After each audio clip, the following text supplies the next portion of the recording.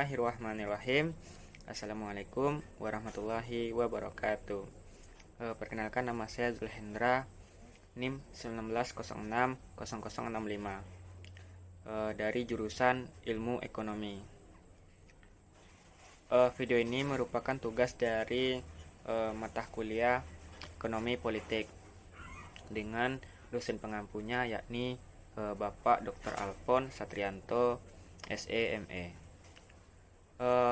Dalam kesempatan kali ini saya akan menjelaskan dua materi pokok utama, yakni yang pertama perspektif ekonomi politik neoklasik, kemudian yang kedua teori-teori ekonomi politik neoklasik.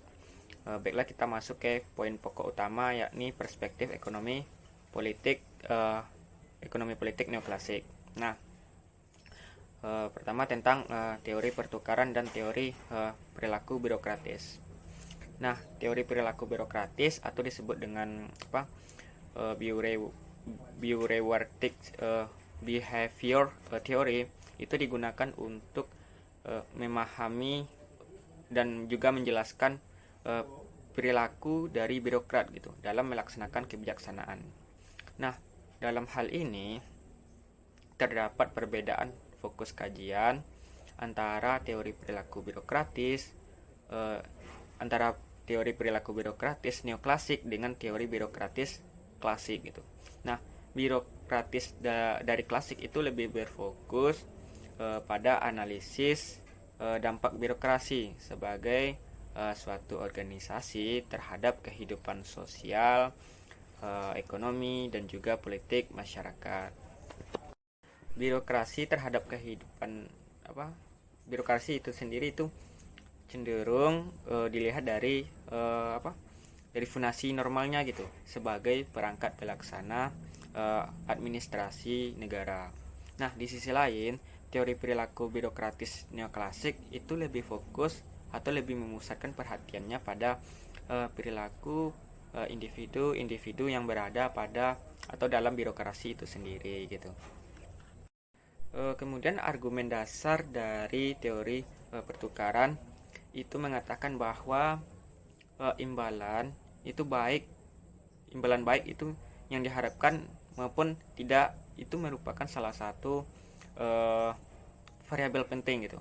Variabel penting dalam berinteraksi. Kemudian dengan kata lain, dalam berinteraksi ini birokrat dan politikus itu sering didorong oleh harapan gitu untuk memanfaatkan keuntungan dari dan tiap harga biaya yang mesti dikeluarkan gitu. Kemudian menurut teori pertukaran yang lebih lanjut itu perjuangan mencapai tujuan pribadi itu sangatlah terkait gitu dengan pendistribusian sumber daya gitu. Kemudian pertukaran tersebut akan terjadi bila seorang birokrat atau politikus itu membutuhkan sumber daya yang tidak dimiliki gitu atau tidak bisa diproduksi sendiri. Kemudian selanjutnya untuk tentang rujuknya kembali ekonomi dengan politik. Nah, cerai atau rujuknya ilmu ekonomi dengan ilmu politik itu ada kaitannya gitu dengan kalkulus. Dalam literatur perkembangan pemikiran ekonomi itu misalnya dilihat dari Deliarnov pada tahun 2005, itu kemajuan ilmu ekonomi berkat bantuan kalkulus itu telah membuat ilmu ekonomi dan ilmu politik itu bercerai gitu, dan ilmu ekonomi muncul sebagai disiplin ilmu tersendiri gitu atau disiplin ilmu yang mandiri gitu. Nah, sebaliknya literatur ekonomi politik atau penerapan kalkulus ini dalam politik itu membuktikan bahwa ilmu ekonomi dan ilmu ekopolitik itu akan bersatu kembali gitu. Selanjutnya tentang penerapan ekonomi mikro dan politik gitu. Nah, istilah ekonomi dalam perspektif ekonomi politik neoklasik itu memiliki dua arti gitu. Yang pertama diartikan ekonomi itu sebagai ekonomisasi dalam pilihan terkendala gitu, yang berlaku baik itu untuk pasar ekonomi ataupun politik gitu. Itu yang pertama. Terus yang kedua itu ekonomi merujuk pada pasar sebagai mode yang menghasilkan perbaikan dalam pemenuhan kepuasan individu gitu. Sedangkan politik itu adalah yang lainnya gitu.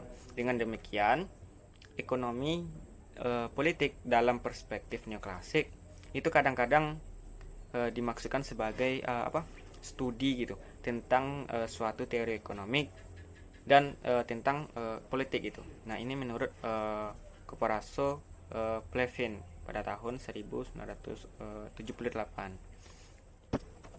Nah, dari uraian tersebut kita jelaskan bahwa para akademis ekonomi politik neoklasik itu kembali merujuk pada asumsi dasar bahwa ekonomi mikro yang dikembangkan oleh tokoh ekonomi klasik Adam Smith, bahwa setiap individu itu didorong oleh keinginan untuk memaksimalkan atau memaksimumkan kekuasaannya masing-masing gitu. Bedanya kalau dalam konsep ekonomi mikro, individu tersebut kan merujuk pada konsumen gitu, yang mana ingin memaksimumkan utilitasnya gitu, atau memaksimalkan kepuasannya gitu. Nah, sedangkan produsen kalau yang rasional itu kan lebih ingin memaksimumkan labanya gitu atau keuntungannya gitu. Nah, dalam perspektif ekonomi neoklasik, pengertian individu itu mencakup para penyelenggara negara gitu, seperti birokrat, kemudian politikus gitu. Nah, berbagai elemen dari masyarakat dan bahkan negara itu sendiri gitu, yang termotivasi untuk memaksimumkan atau memaksimalkan seperangkat kepentingan masing-masing. Ini menurut Grendel pada tahun 1989 ya. Selanjutnya kita masuk ke poin yang kedua, poin pokok utama yang kedua gitu. Nah, menurut Grindel pada tahun 1889, teori politik neoklasik itu dapat dibedakan atas dua kelompok gitu. Yang kelompok pertama, pendekatan terpusat ke masyarakat. Kemudian kelompok kedua yaitu pendekatan terpusat kepada negara gitu. Nah, pendekatan terpusat ke masyarakat itu lebih ditekankan pada penggunaan pasar-pasar politik oleh agen-agen ekonomi gitu. Sedangkan dalam pendekatan terpusat kepada negara itu lebih dititik beratkan kepada pada politik gitu. Baik, kita masuk ke kelompok yang pertama, yaitu pendekatan terpusat kepada masyarakat. Nah, model analisis pendekatan terpusat kepada masyarakat ini yang mana itu lebih fokus pada penggunaan pasar-pasar politik oleh agen-agen ekonomi gitu. Nah, ini sebenarnya cukup banyak gitu. Nah, salah satu di antaranya yang paling populer yakni adalah model masyarakat pemburu rente gitu. Nah, dalam model ini yang menjadi basis ataupun objek utama gitu. Objek utama dari analisis ini adalah individu gitu. Nah, di sisi lain, individu itu diasumsikan sebagai makhluk yang rasional gitu. Yang mana berusaha untuk memaksimalkan atau memaksimumkan berbagai sumber daya untuk menghimpun kekayaan gitu. Kemudian konsekuensi dari asumsi model masyarakat pemburu rente ini itu adalah bahwa sulit untuk membatasi individu dalam memanfaatkan interaksi ekonomi untuk mencapai kepentingan pribadi gitu.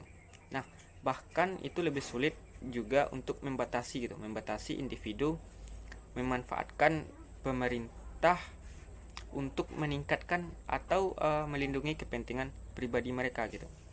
Akan tetapi setiap orang itu tidak bisa kan mencapai tujuan pribadinya jika mereka bekerja secara sendiri-sendiri gitu.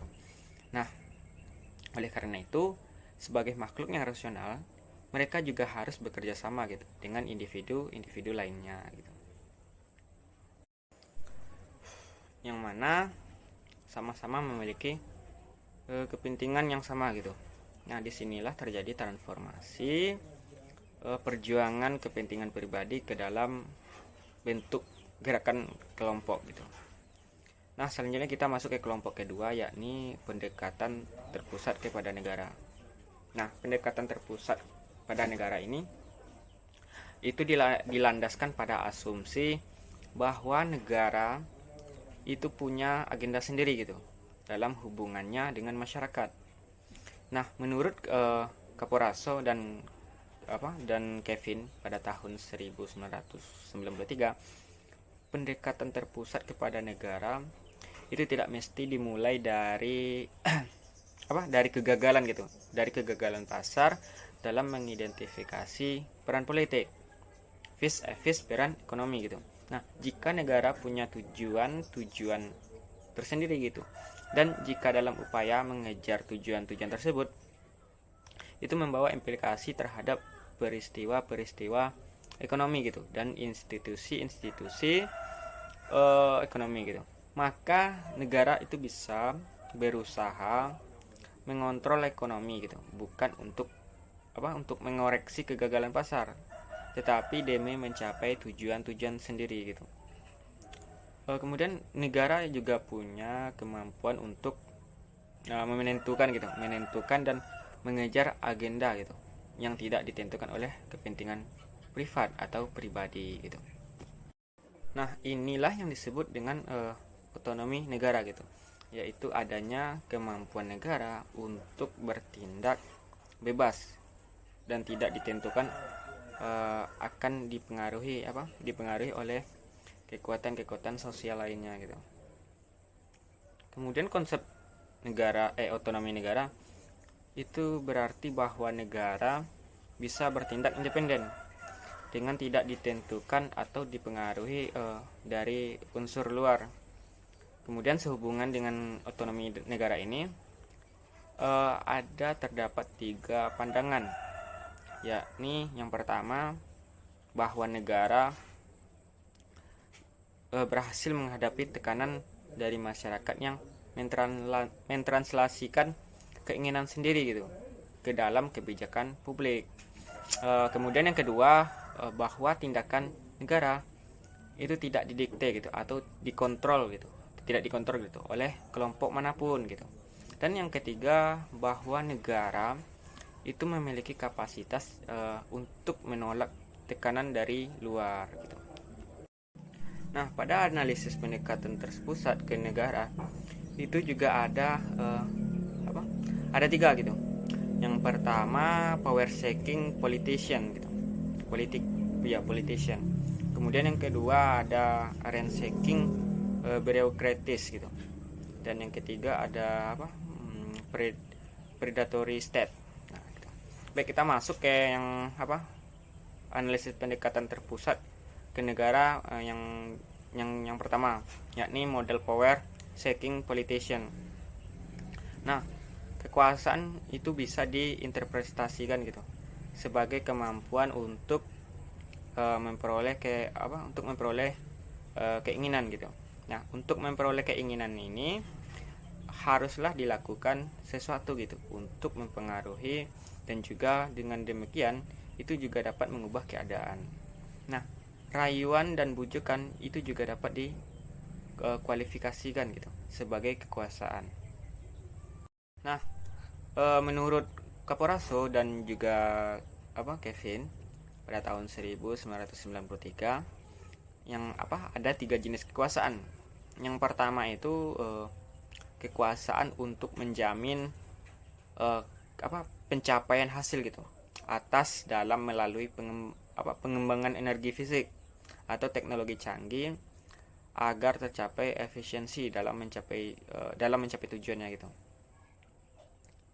Kemudian yang kedua ada kekuasaan itu atas orang lain yang bisa dilakukan yang dilakukan dengan menaikkan intensif atau membujuk gitu, atau dengan mengancam juga. Nah, kemudian yang ketiga itu kekuasaan bersama-sama dengan orang lain. Nah, dalam model analisis power seeking politician ini itu diasumsikan bahwa para politikus itu adalah makhluk yang rasional gitu, yang memperhitungkan rugi dan juga labanya gitu dalam setiap keputusan mereka atau kebijakan yang diambilnya gitu. Kepentingan utama para birokratis itu pada umumnya adalah untuk mempertahankan gitu, dan kalau dapat meningkatkan kekuasaan yang ada di tangannya gitu. Nah, untuk memperoleh kekuasaan itu biasanya para politikus akan menggunakan sumber daya milik pemerintah gitu, milik pemerintah yang ada gitu. Nah, dalam kegiatan kekuasaannya untuk dihadiahkan kepada para pendukungnya gitu. Jadi mereka ini akan menghadiahkan kepada para yang mendukungnya gitu, dan akan memberikan hukuman atau semacam hukuman atau sanksi gitu kepada mereka yang mengganggu dan yang menginginkan mereka turun dari kursi kekuasaannya gitu. Jadi setiap orang yang akan mengganggu atau menghalangi dan juga menginginkan mereka turun dari kursi kekuasaannya, mereka akan memberikan hukuman tentang sanksi kepada orang-orang tersebut gitu. Selanjutnya kita masuk ke model yang kedua, yakni model ransaking birokratis gitu. Nah, model terpusat ke negara berikutnya kan adalah model birokrat pemburu rente gitu. Nah, yang berfokus pada pada perhatiannya adalah perilaku birokrat gitu dalam kapasitasnya sebagai perangkat pelaksana administrasi negara. Nah, seperti yang sudah disinggung waktu menjelaskan teori perilaku birokrat, para birokrat adalah manusia biasa juga kan, yang mana mereka juga memiliki emosi dan juga tata nilai serta mempunyai seperangkat tujuan pribadi mereka gitu, yang mana itu tidak selamanya sesuai dengan tujuan birokrasi atau organisasi gitu. Nah, ini akan berarti bahwa campur tangan pemerintah itu tidak selamanya mendorong untuk melayani kepentingan publik gitu, tapi bisa jadi aja di sana sini itu diarahkan untuk kepentingan individu gitu, kepentingan individu, perusahaan atau organisasi atau juga golongan-golongan tertentu gitu. Nah, menurut Bates pada tahun 1994, jika institusi politik relatif otonomi dan ekonom mereka itu cenderung akan menciptakan intensif bagi diri mereka sendiri gitu. Nah, ini menjelaskan mengapa politikus yang rasional itu akan lebih menyukai kebijakan yang mendistorsikan pajak gitu, jika pemerintah mampu menggunakan harga-harga itu menjauh dari posisi harga keseimbangan gitu. Nah, maka akan ada kesenjangan gitu antara permintaan gitu dengan penawaran gitu.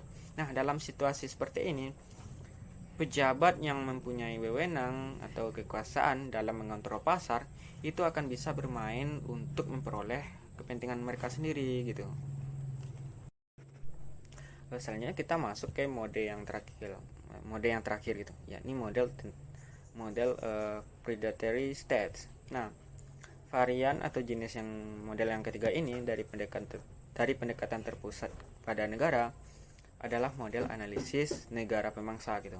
Nah, yang menjadi fokus perhatian dalam analisis pendekatan negara pemangsa ini adalah negara itu sendiri gitu. Nah, jelasnya dalam model analisis ini itu negara dianggap sebagai aktor rasional yang berusaha memaksimalkan penerimaan jangka pendek gitu.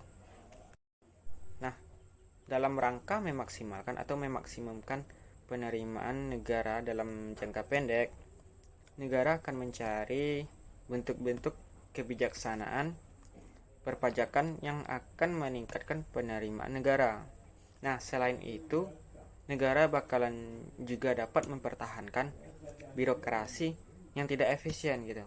Nah, pendek cerita atau pendeknya gitu, segala macam cara akan itu atau bakal dilakukan untuk meningkatkan penerimaan negara dalam jangka pendek gitu. Nah, walaupun hal tersebut dapat merugikan kepentingan pembangunan ekonomi secara keseluruhan bahkan dalam jangka panjang gitu. Nah, seperti yang diungkapkan oleh Killing pada tahun 1988 bahwa katanya negara predator yang bertindak rasional itu akan mempertahankan kekuasaannya atau menjalankan strategi-strategi pembangunan gitu yang secara ekonomi sebetulnya adalah tidak rasional gitu, yang begini gitu, yang mereka anggap itu menguntungkan itu sebenarnya tidak menguntungkan gitu, kira-kira seperti itu.